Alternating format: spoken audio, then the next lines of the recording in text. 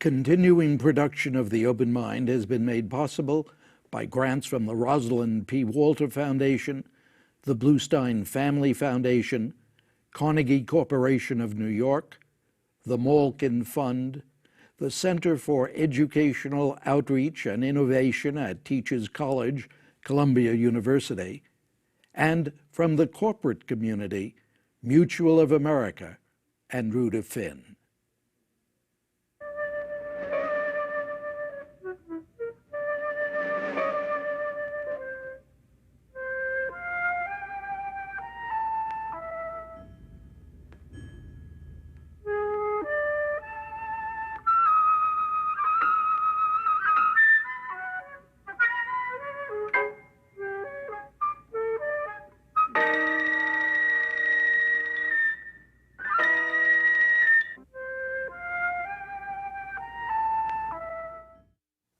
I'm Richard Heffner, your host on The Open Mind, and this is the second of our programs with Dr. Jessie C.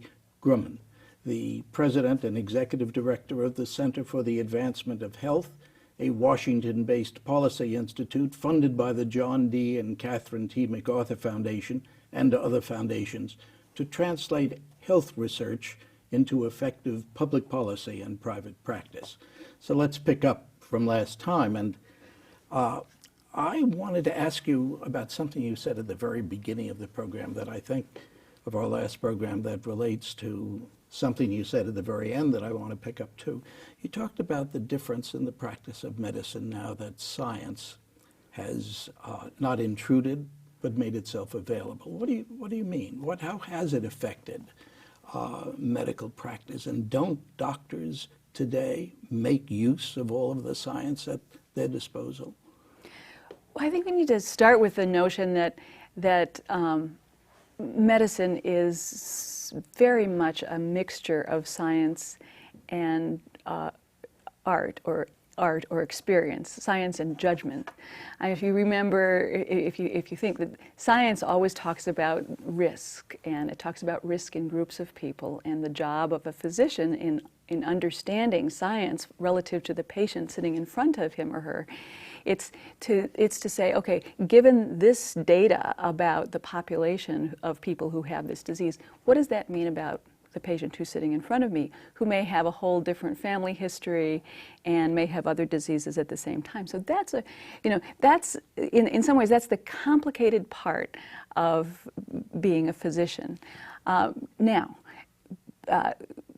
It's very often the case, especially when physicians are busy and overextended, that the balance of where evidence, scientific evidence, influences decisions, and especially if it's unfamiliar science, and where pure experience influences decisions, the balance gets uneasy, and it may be that people take shortcuts, or they can't keep up on this with the science, or that the scientific evidence indicates something different. I mean, I'm giving a very sympathetic portrait to something that many of my physician colleagues say I shouldn't give a sympathetic ear to. What do you mean?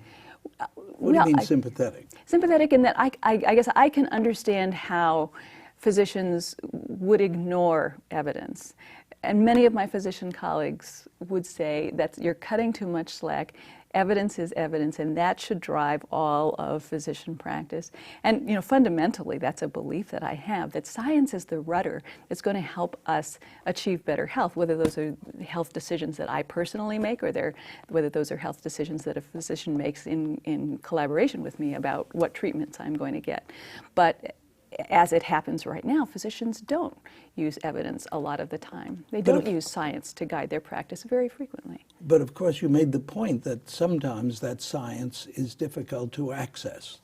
Well, sometimes the science is difficult to access, and to go back to something that we talked about the last time or earlier, just the very notion that an electronic medical record is available. One of the things that goes along with an electronic medical record is this idea of decision support, and you get the patient's electronic medical record, and ideally, along with that medical record should be a checklist of all of the tests and vaccines and shots and that you need to follow up on as a physician in order to make sure that the evidence is kind of making its way into your practice with that That patient. would make it much easier to avoid the application of treatments or the use of drugs that are contraindicated.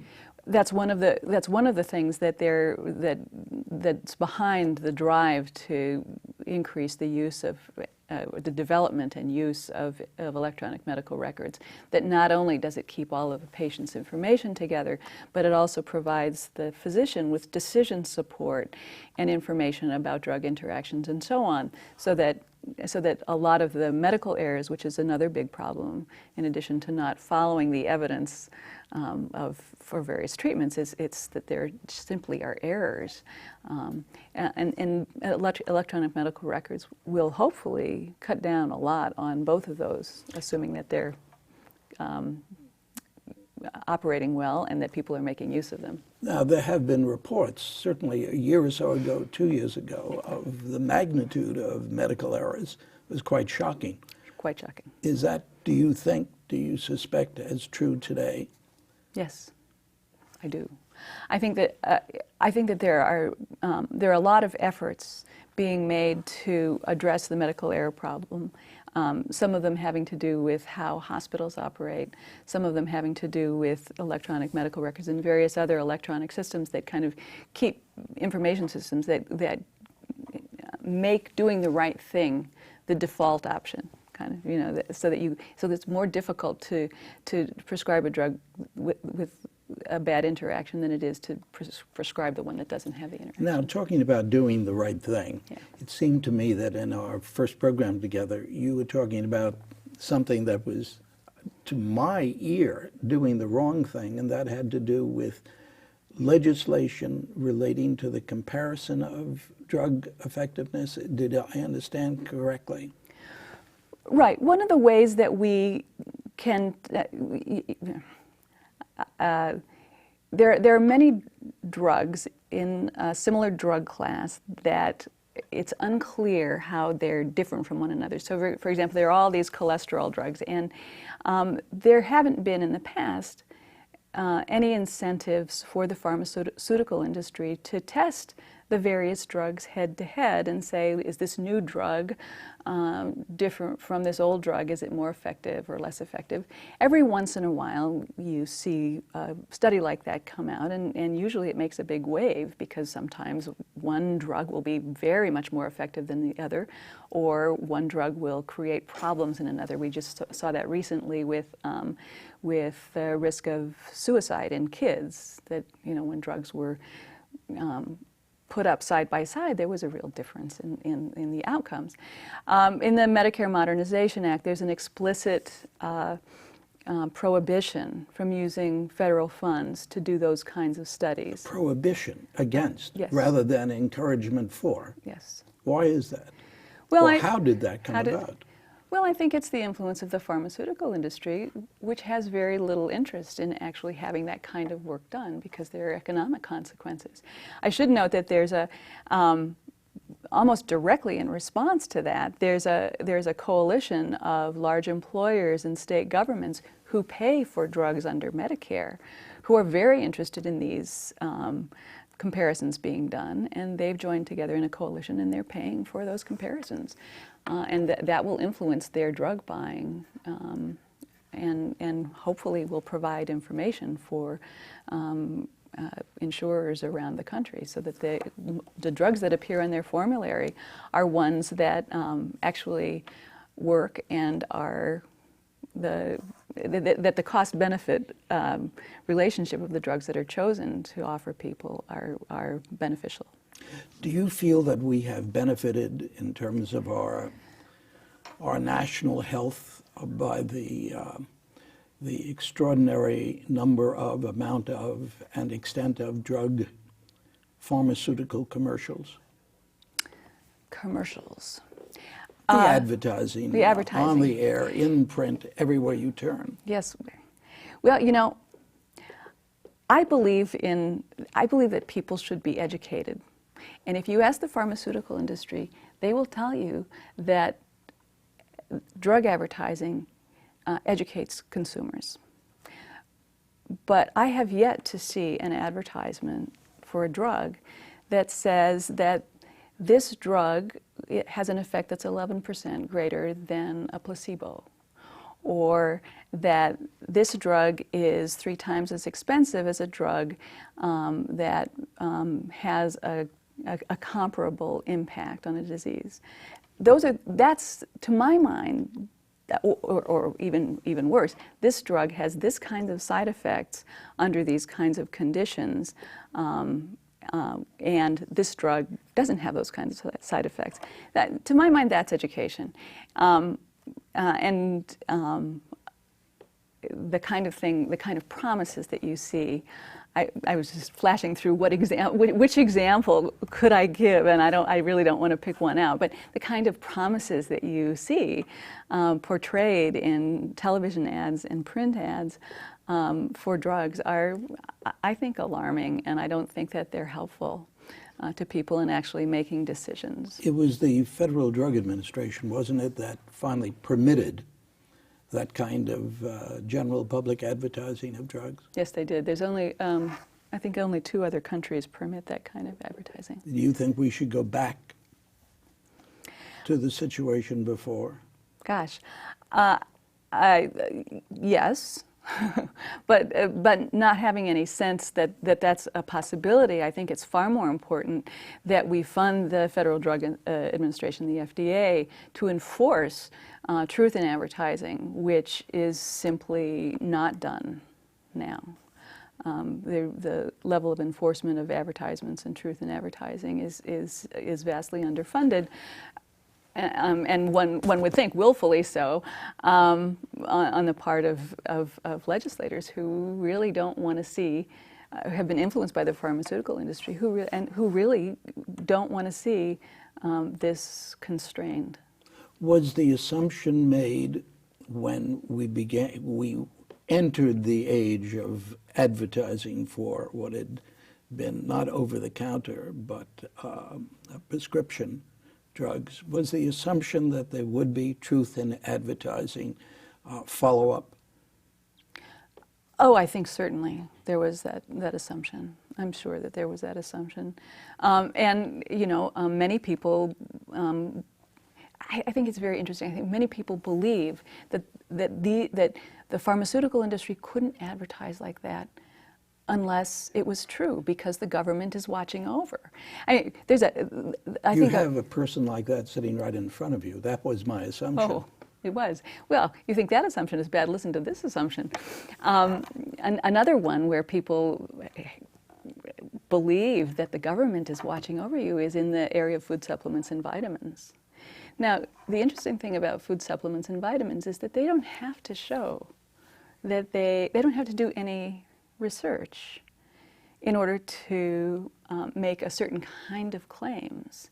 And they put out vitamins, they make vitamins and food supplements and claim, they're not drugs, so they can't make drug claims. They can't say that this is going to, cure cancer. They can't say that this is going to specifically lower your cholesterol, but they do say that this can help reduce risk factors for cardiovascular disease. That's general enough, and they can make those claims, and they're not regulated.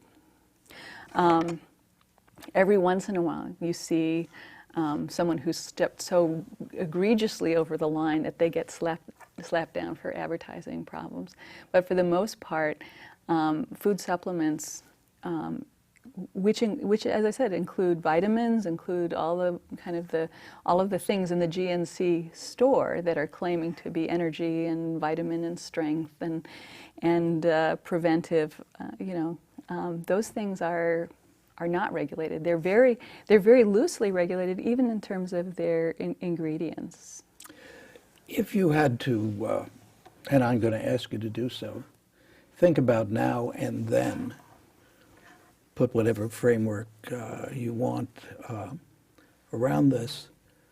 Do you have a sense of optimism about Americans' health, behavior, practices? Are we entering a golden age, or do you have a sense that we're not doing so well and that our practices, our customs, what we do to ourselves, the discipline that we exercise or do not exercise, pointed in the wrong direction? We've never been so healthy. I think that biomedicine and biotechnology offer us wonderful possibilities for living long and healthy lives. I think that you never step into the same river twice, so it's difficult to go back with this. The epidemic of obesity, for example, is something new. We've never had that in the world. We've never had it here. Solving this is going to require a different kind of creativity, a different way of thinking about what health is and the place that it has in both with regard to medicine, but also with regard to our daily lives. The closest parallel to the obesity problem is the smoking problem that we had that was a huge problem, particularly starting after the war, and that got bigger and bigger and bigger until the 1964 Surgeon General's report, which said that smoking caused cancer. And then there was a big drop-off in smoking that's continued on. And the drop-off has continued on in large part because many activists around the country and around the world have worked hard from every possible angle to help people understand that in this country smoking is something that we don't do because it hurts us. We do it, though, don't we? Well, some of us still do it, but relatively few in comparison to before the 64 Surgeon General's report. I mean, 23% of the people still smoke, and that's very different from in the 40s. Very different.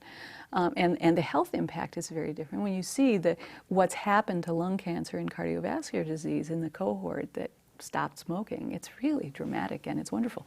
But that was a health problem that was not solved primarily within the medical care system. It's not like people went to their doctors and their doctors said to them, stop smoking, and then they stopped smoking. It was solved because there were changes in the excise tax. It was solved because there were changes in environmental tobacco smoking restrictions. You couldn't smoke at work, you couldn't smoke in the hospital, you couldn't smoke at church. There are all of these different, kids learned in school about smoking causing lung cancer. And there were all of these different interventions that didn't take place in the healthcare system. They took place out in the world where the problem existed. That made a huge difference. And I think that obesity, while it's very different in terms of both its causes and its consequences, will require a similar kind of creativity in terms of understanding what are the drivers behind people exercising so little and eating so much of things that make them fat, and how can we shift those around so that the incentives are different and so that people will have choices that are better in terms of not actually. Isn't this going to be a more difficult one, because in terms of smoking, you had a very distinct group of companies that had as an interest of theirs, sometimes their only interest, to get people to smoke more, not less. Right. Here you have an American economy, it seems to me, that to a very considerable extent is based upon our stuffing ourselves with the unhealthy foods. I mean, am I exaggerating? No, I think not. I think you're exactly right. I think this is far, far more complicated. I mean, with smoking, it's you either smoke or you don't smoke. With eating, we're all going to continue eating. So it's a matter of choices, and it's a matter of habits, and it's a matter of what influences are acting on us, and what feels good, and what habits do we have. And one of the things that has come up again and again, the Institute of Medicine just released a report on childhood obesity, talking about how, in some ways, if we're going to really invest in addressing the obesity problem, we got to write off the older people who are obese, and we really have to focus on kids who don't have recess in school, who don't have gym classes in school. Did you have gym when you were in? Sure. Sure, I had gym when I was in school. Kids haven't had gym for years. Kids are not walking to school. Kids are not riding their bikes around neighborhoods because it's not safe. There are vending machines in schools because schools get a lot of money in order to keep those vending machines there, and they need that for the school band program or the after-school program to subsidize it. I mean, so the idea of focusing a lot of energy and creativity on helping kids to feel comfortable being active outside playing kids who like physical activity and for whom that's a part of their life, and who don't have always to make a choice between potato chips and an apple, is, I think, a really important contribution. And I think it's going to take a tremendous amount of creativity beyond even that kind of intervention to actually change the social norm of eating and exercising and weight in the same way that we were able to fundamentally, with tobacco, change the social norm from, sure, we can smoke, it's cool to smoke, as it was in the 40s and 50s and early 60s, to what it is now, which is that, for the most part, we don't smoke here. You don't know the same people I do. But I grant that there's less smoking. What sign do you see that the public health concerns about obesity are having an impact on our patterns? Oh, I see no signs that they're having.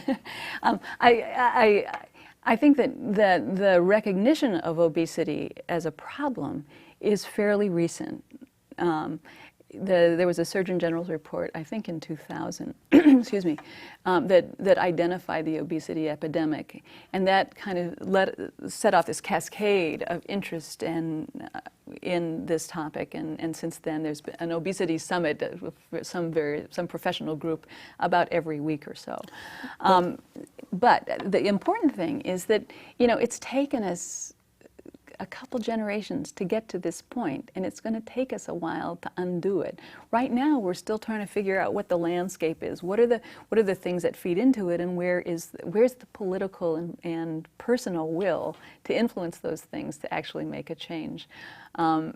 Social change is chaotic, and it doesn't happen at one time. I think that the recognition that obesity is a problem is a step in the right direction. But I do want to caution you about one thing that I think was very interesting, and that is that I believe that one of the reasons that obesity has been able to be talked about as a problem of late is because the pharmaceutical industry believes that they have a very important role in solving the obesity problem in this country. And one of the ways you see that is the recent change in designation of overweight to being a pre-disease condition. So what does that mean? That obesity starts at a certain body mass, and that has been pretty well accepted as a medical condition, and you can get drugs prescribed for that, and you can have physician visits related to that. But overweight as a pre-disease condition and having it officially designated as a pre-disease condition opens up a whole new audience of people who are potential drug users and intervention receivers to, it basically opens up a new market. You mean like the drugs that would keep you from smoking or enable you not to smoke? Drugs that will enable you not to eat in the same fashion? Yes, sir.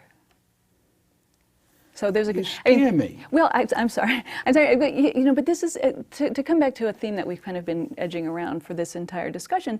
That this is another place where you see commercial interests having, in some ways, a very positive role in that they have the commercial interests have a lot to gain from addressing this very important public health problem.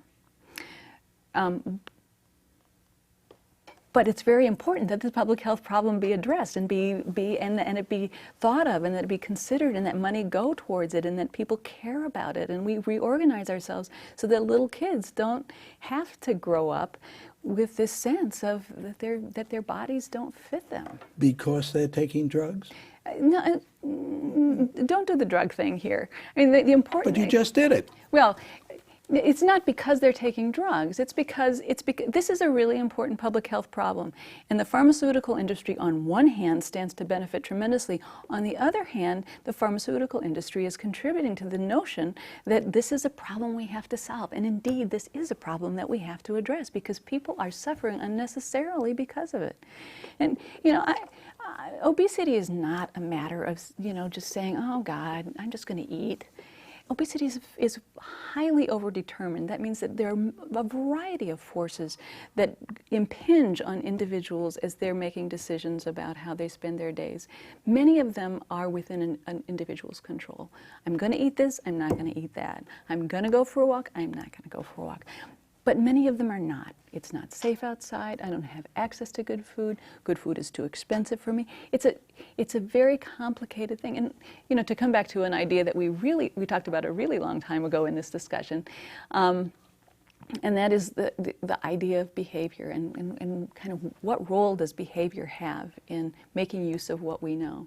Well, this is a perfect example of behavior is absolutely central to the notion of obesity. But behavior is influenced by a variety of things, not only drugs and not only genes, but by advertising and access and availability and what kind of place you are and who your parents are. And this is one of the reasons, I think, that behavior is so often overlooked in our discussions and our thinking about health. We just think, oh, well, you know, let's get a pill for it. Let's just get a pill because then we don't have to deal with this complexity and the expense and how are we going to mobilize all of these forces in order to improve the health of the population. Dr. Gruman, you come to the point at which I have to say, this program's over, but we, by gosh and by golly, have to do still another, if not this day, then another, on this very theme that you've just expressed. Thank you for joining me on The Open Mind. Thank you. And thanks, too, to you in the audience. I hope you join us again next time. And if you would like a transcript of today's program, please send $4 in check or money order to The Open Mind, P.O. Box 7977, FDR Station, New York, New York 10150. Meanwhile, as an old friend used to say, good night and good luck.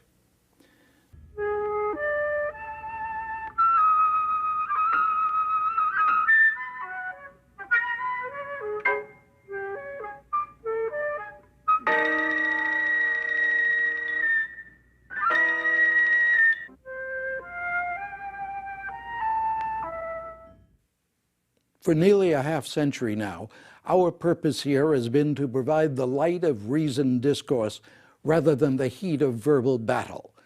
That surfaces clearly in As They Saw It, the new paperback collection of conversations from the open mind, with a foreword by Mario Cuomo and with memorable words from Martin Luther King, Jonas Salk, Betty Friedan, Malcolm X, Bill Moyers, Rudolph Giuliani, Norman Mailer, and dozens more. Read the book. I think you'll like it. Continuing production of The Open Mind has been made possible by grants from the Rosalind P. Walter Foundation, the Bluestein Family Foundation, Carnegie Corporation of New York, the Malkin Fund, the Center for Educational Outreach and Innovation at Teachers College, Columbia University, and from the corporate community, Mutual of America and Rudolph Finn.